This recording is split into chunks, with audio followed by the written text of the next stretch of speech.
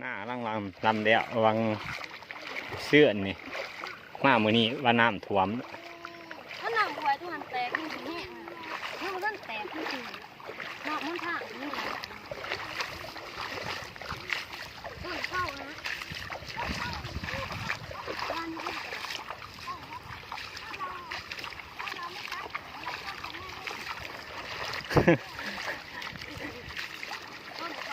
นี่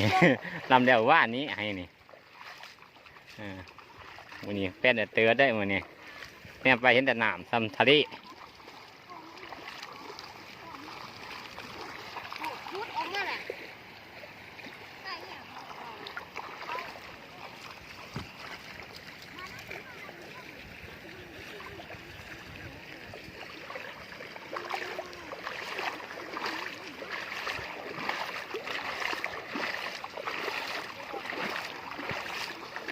คอยงานเด้อ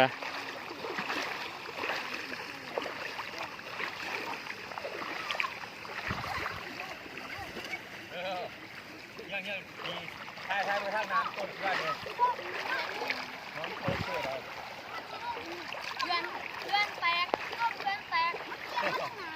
เลื่อนบ้านเขาดิแตกโอ้เลื่อนน้องแตกเป็นน้ำปลาที่น้ำปลาอะไรล่ะอะไรออกนั่งลำแล้วเสื้อนี่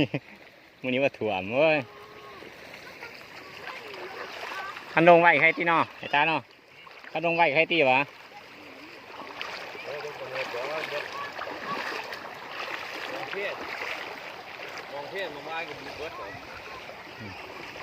เนี่ยไปเห็นแต่เทียง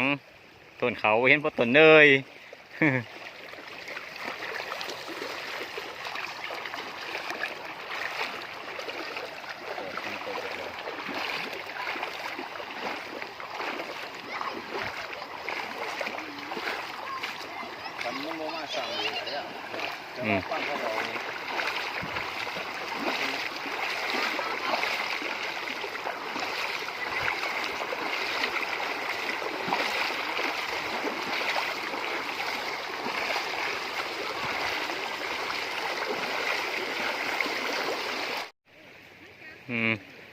น้ำท่วมเบิดเลยเนาะสถานการณ์ตอนนี้ฝนน้ำปลาไหลหลาก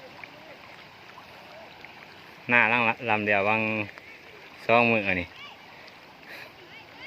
คือเที่ยงหน้าคอยอยู่เนาะ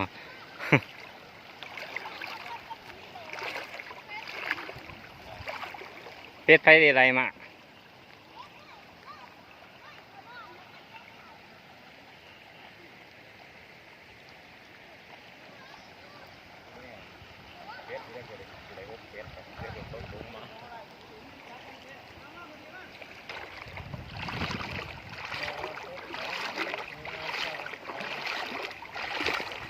ก็ขนาดว่าจักน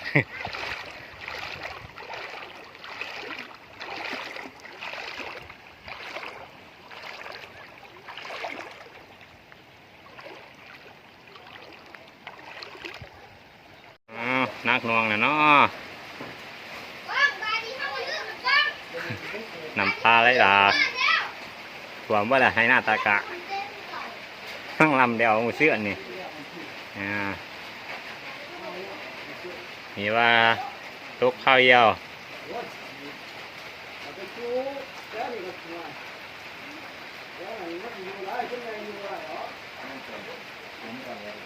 พอปานทะเลอะไรเป็นทะเลอะไรนี่ตอนนี้